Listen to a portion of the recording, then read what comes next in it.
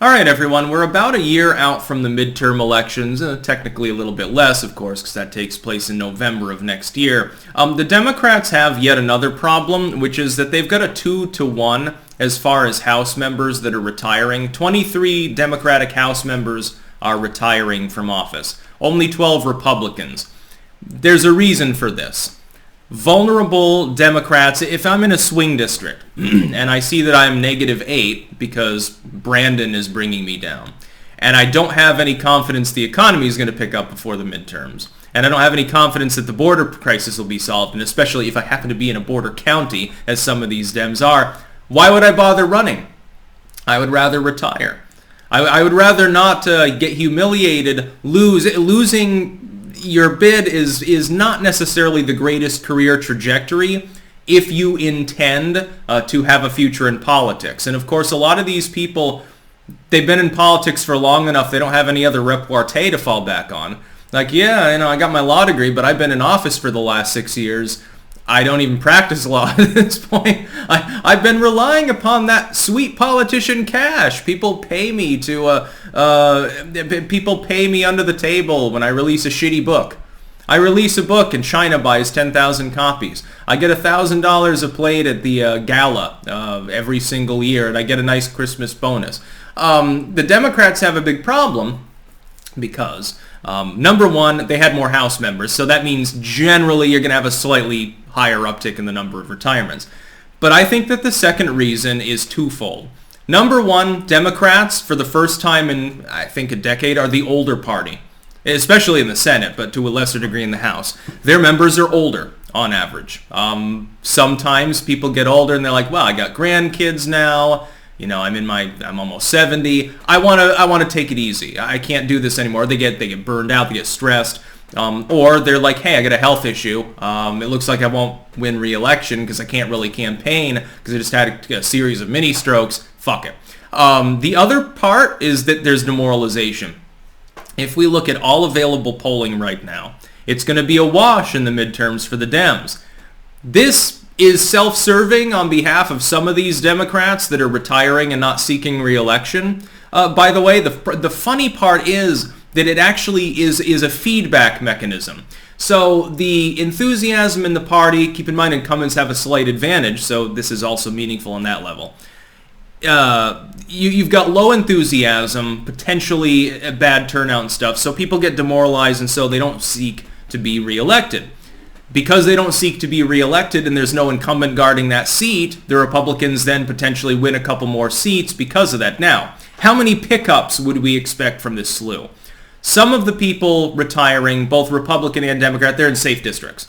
They're in districts that will go for the Democrat, will go for the Republican. There's another problem, though, with the Democrats, and for the Republicans potentially as well. If you're a RhinoCon Republican, this is probably seen as problematic. Let's say there's no incumbent guarding the seat. In some cases, you have a long-term incumbent in an area that is safely for your party. It doesn't matter whether your candidate is far right, far left, in the center. It doesn't matter as long as they have the right letter after their name. They just have to be not a complete shitfuck. If they're not a complete mess, the fact that they have a D or an R after their name gives them the advantage.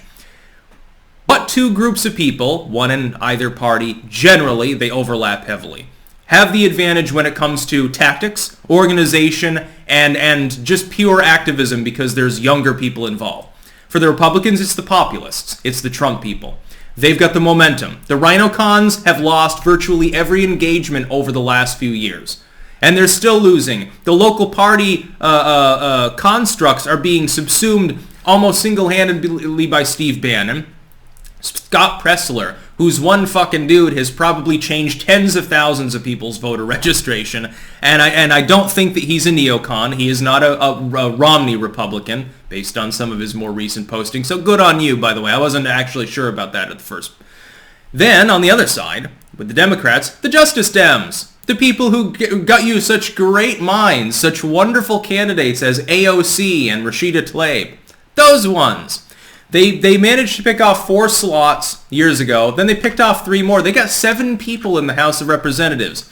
How many of these seats can they pick off? They can't go for the ones that are more competitive. And in those, I think the default is based on the congressional ballot, the generic polling, probably 2/3, 3/4 GOP. So in those races, the Republicans probably carry it. That, by the way, may get them over the threshold to take the House just among those few seats. That's all they need. It's a single-digit total. The House is very, very close right now. You don't really need that many seats to flip. The Justice Dems. The best possible outcome for the midterms. This is what I want to see. I do want to see the GOP retake the House. I don't want to see Nancy Pelosi continue on as Speaker because she's just a goddamn mess. I also want them to retake the Senate. I want them to effectively stonewall everything that Biden wants to do by preventing any legislation that he wants from going forward. I hope the government shuts down for years. I don't care what happens. Beijing Biden should not be fundamentally permitted to govern. He has shown now for an entire year he's incapable of doing so in a manner that is remotely close to the civics of the United States, remotely close to fiscal common sense. He's endangering us in foreign affairs too. He's a mess. And his polling, by the way, reflects this. The single greatest drop of all presidential history over a 1-month period, and very close to the lowest first-year polling now. Just behind Trump, getting closer by the day. He's not going in a positive direction, push polls aside. It could very well be that sometime in next year, his disapproval is higher. And for a hyper-partisan climate, keep in mind that would essentially equate to all independents not liking him. Even Trump never had that problem. He always had at least a decent minority of those voters on board with him, especially considering there are fewer registered Republicans, especially back then. And that buoyed him up, kept him around 40 for the most part. Biden may lose that capability and end up sub 30 at some point. Not likely, but at least over the near future. But if inflation continues, you think with your wallet. The other flip side, so I want the Republicans to do that. I say that as a non-Republican. To put more pressure on the Dems, though, especially headed into 2024, I would love to see the Justice Democrats win a couple more House seats. I want to see enough Democrats there to stonewall even beyond the Republicans. I want the remaining rhino cons not to be able to team up with the idiots in the Democratic Party, the neolibs, because they'll be stopped by the left. They've been doing it. All 7 of the Geek Squad leftoids voted against the infrastructure deal because Build Back bullshit wasn't attached to it. If it weren't for a bunch of Republicans glomming on and voting yes, it wouldn't have passed. Well, there are still sellout Republicans. They'll be minus a few more. Liz Cheney won't get reelected, for example. That's great. But there are still sellout Republicans that hold to that old Bushite pro-war, pro-big business bailouts, but also not in favor of lower taxes. No populism. Populism is evil, and the Dems call us bad names, so we can't defend that. Cuck Republicans. Cuck-servatives. People who think that they'll get reelected forever because they happen to go to church once in a while and pose with a gun on Thanksgiving next to the turkey. That's all that they stand for. They're losers. And they're being kicked aside little by little by the Trump populists and by the libertarian wing of the Republican Party. But we need more. We also need the neoliberals not to be able to partner with the remaining rhino cons to push a shitty agenda because there are too many leftoids in the Dem House seats. I hope the Justice Dems get 2-3 more seats. I hope that they end up with a double-digit total of House members. I'm sitting here rooting for socialists to get elected just to disgrace the neoliberals and stymie their platform, at least on certain economic issues. Moral ones, they're more or less hand in hand. It'll cripple the Democrats. It'll make 2024 an even bigger wash than 2022.